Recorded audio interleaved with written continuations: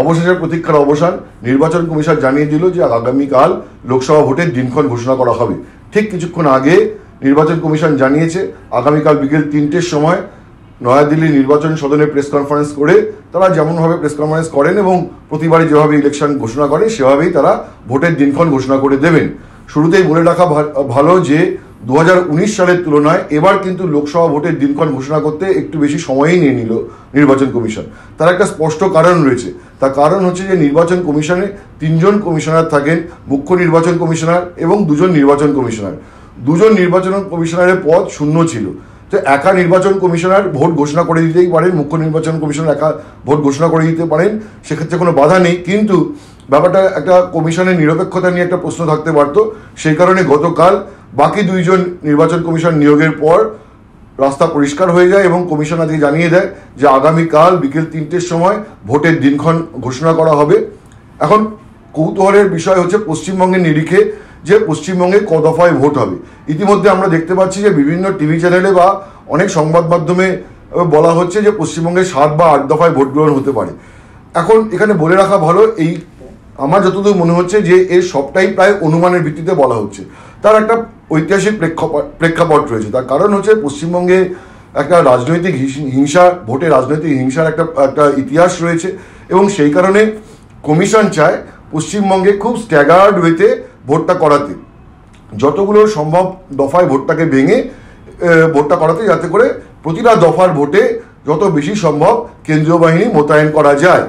তো এখন মনে রাখতে হবে যে এইবার লোকসভা ভোটে পশ্চিমবঙ্গের জন্য সর্বোচ্চ 920 কোম্পানি কেন্দ্রীয় বাহিনীর মোতায়েন করার সিদ্ধান্ত নিয়েছে নির্বাচন কমিশন। সুতরাং এবারও যে 7 বা 8 দফায় ভোট হবে সেটা এখনই হলপ করে বলা সম্ভব নয়। হতেই পারে যে এবার 5 দফায় ভোট হলো বা 4 দফায় ভোট হলো। তার কারণ হচ্ছে এবার বিপুল পরিমাণে সেন্ট্রাল ফোর্স পশ্চিমবঙ্গে নিয়ে আসা হচ্ছে। 9200 কোম্পানি ফোর্স মানে প্রায় 920 কোম্পানি ফোর্স মানে প্রায় 9000-এর উপরে সেন্ট্রাল বাহিনী এবং তার সঙ্গে স্টেট পুলিশও থাকবে। সুতরাং একটা হিউজ বাহিনী। তো পশ্চিমবঙ্গে এবার 7 বা 8 দফাতেই ভোট হবে এরকমভাবে এখনই কিছু বলা সম্ভব নয়। হতেই পারে 7 দফায় ভোট হলো, কিন্তু তার কম ফেজেও ভোট হতে পারে। এখন কথা হচ্ছে যে যেটা দিয়ে আমি শুরু করেছিলাম যে 2019 সালের তুলনায় এবার 2024 সালে ভোট ঘোষণা অনেকটা পিছিয়ে গেল। কারণ 2019 সালে ভোট ঘোষণা করা হয়েছিল 10 মার্চ, আজকে হচ্ছে 15ই মার্চ, কাল হচ্ছে 16ই মার্চ। এবার ভোট ঘোষণা থেকে নির্বাচনের ভোটের প্রথম দফা পর্যন্ত মোটামুটিভাবে ক্লিয়ার 30 থেকে 45 দিনের একটা সময় দেওয়া হয়, একটা উইন্ডো, যাতে করে প্রার্থীরা ভোটের প্রচার শুরু করে দিতে পারেন। এবার আমরা দেখতে পাচ্ছি যে খুবই ইন্টারেস্টিংলি সর্বভারতীয় পার্টি বিজেপি, কংগ্রেস এবং তৃণমূল কংগ্রেস এরা প্রত্যেকেই ভোটের আগে প্রার্থী ঘোষণা করে দিয়েছে এবং তারা অনেকেই ভোট প্রচারে নেমেও পড়েছেন। তো ফলে তবুও যদি ক্লিয়ার 30 ডেজ, পরিষ্কার 30 দিন যদি সময় দেওয়া হয়, তাহলে 16ই মার্চ থেকে 16ই এপ্রিল বা 15ই এপ্রিল পর্যন্ত 1 মাস সময় দিতেই হবে। তার মানে হচ্ছে পয়লা বৈশাখের পরদিন, পয়লা বৈশাখ ছুটি থাকে পশ্চিমবঙ্গে। আমার মনে হয় না যে পশ্চিমবঙ্গে প্রথম দফায় ভোট গ্রহণ পয়লা বৈশাখের দিনই হবে। এবং এটা সবটাই আমি বলে রাখি, সবটাই অনুমানের ভিত্তিতে বলছি, এতদিনের অভিজ্ঞতার ভিত্তিতে বলছি। এমন নয় যে নির্বাচন কমিশন কিছু জানিয়েছে। কিন্তু যদি সত্যি ক্লিয়ার 30 দিনের সময় দেওয়া হয়, তাহলে পশ্চিমবঙ্গে প্রথম দফার ভোট গ্রহণ পয়লা বৈশাখের একদিন পর বা পরের দিন এরকমই হওয়ার সম্ভাবনা বেশি। এবং সেই ভোট 6 বা 7 দফা বা যত দফায় কমিশন ঠিক করুক না তত দফায় ভোটটা হবে। গতবার ভোট হয়েছিল 7 দফায়, গত লোকসভা ভোট 7 দফায় ভোট হয়েছিল এবং 11ই এপ্রিল থেকে ভোট গ্রহণ শুরু হয়েছিল আর 19শে মে ভোট গ্রহণ শেষ হয়েছিল।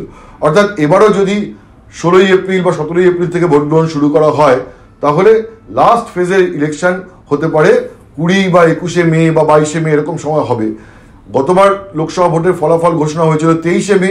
সুতরাং এবারও ওই রকমই সময় একটা ভোটের ফলাফল ঘোষণা হবে। কারণ লাস্ট ফেজ যে ইলেকশন হয়ে যায়, তারপরে নির্বাচন কমিশন সাধারণত 3 বা 4 দিনের একটা ক্লিয়ার গ্যাপ রাখে। ক্লিয়ার গ্যাপটা রাখার একটা সুনির্দিষ্ট কারণ আছে। প্রথম কথা হচ্ছে যে ব্যালট বক্সগুলোকে কাউন্টিং সেন্টারে নিয়ে যাওয়া, সেখানে স্ট্রং রুমে রাখা, কাউন্টিং সেন্টারে নিয়ে যাওয়া, এগুলো একটা ব্যাপার, একটা প্রক্রিয়া আছে। লোকসভার ভোট মানে সারা দেশের ভোট, একটা হিউজ ব্যাপার, একটা বিশাল কর্মযোগ্য। সুতরাং সেখানে একটা সময় লাগে। সেকেন্ড থিং ইজ দ্যাট যে অনেক সময়ই হয় যে অনেক আনফোর্সিন রিজনে যে রিকাউন্টিং ওই রিপোল করতে হয়। পশ্চিমবঙ্গে এর ইতিহাস রয়েছে, বিভিন্ন বুথে ভোটের দিন হিংসার কারণে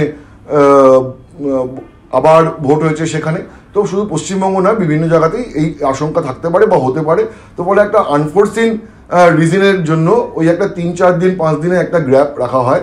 তার ফলে হচ্ছে 20 বা 21শে মে যদি শেষ দফার ভোট গ্রহণ হয়, তাহলে ভোটের ফলাফল ঘোষণা হতে হতে মোটামুটিভাবে মের শেষ হয়ে যাবে। তার মানে হচ্ছে যে 27 বা 28শে মে নাগাদ বা ভোটের কাউন্টিং হবে বা ফলাফল ঘোষণা করা হবে। এখন দেখার যে সত্যিকারে কাল বিকেল 3টের সময় নির্বাচন কমিশন কি ঘোষণা করেন, কত দফায় গোটা দেশে ভোট গ্রহণ হয় এবং পশ্চিমবঙ্গে ক দফায় ভোট গ্রহণ হয় এবং কোথা থেকে ভোট গ্রহণ পর্ব শুরু হয়। যতদূর মনে হচ্ছে যে পশ্চিমবঙ্গে যে অঞ্চলগুলোতে ভোটের সময় খুব গরম পড়তে পারে, যেমন হচ্ছে বাঁকুড়া, পুরুলিয়া, পশ্চিম মেদিনীপুর, ঝাড়গ্রাম, সেখানে যত তাড়াতাড়ি সম্ভব ভোট গ্রহণ পর্ব শেষ করে দেওয়া হবে। অর্থাৎ ওইখানে প্রথম দফার ভোট হতে পারে, যাতে করে ওখানে অ্যাডভার্স একটা যেহেতু পরিবেশ এবং যত সামারের দিকে যাবে, গরমের দিকে যাবে, তত ওখানে তাপমাত্রা বাড়তে পারে। ফলে প্রথম দফার ভোট আমার যতদূর মনে হচ্ছে বা যা অভিজ্ঞতা থেকে বলতে পারি সেটা হচ্ছে ওই দিকটাতেই হবে, বাঁকুড়া, পুরুলিয়া, বিষ্ণুপুর, ঝাড়গ্রাম, পশ্চিম মেদিনীপুর ইত্যাদি। তারপরে ক্রমশ দক্ষিণবঙ্গ এবং উত্তরবঙ্গের অন্যান্য জায়গায় ভোট গ্রহণ হবে। তো এখন দেখা যাক, কালকে কমিশনের ঘোষণা পর্যন্ত অপেক্ষা। নমস্কার।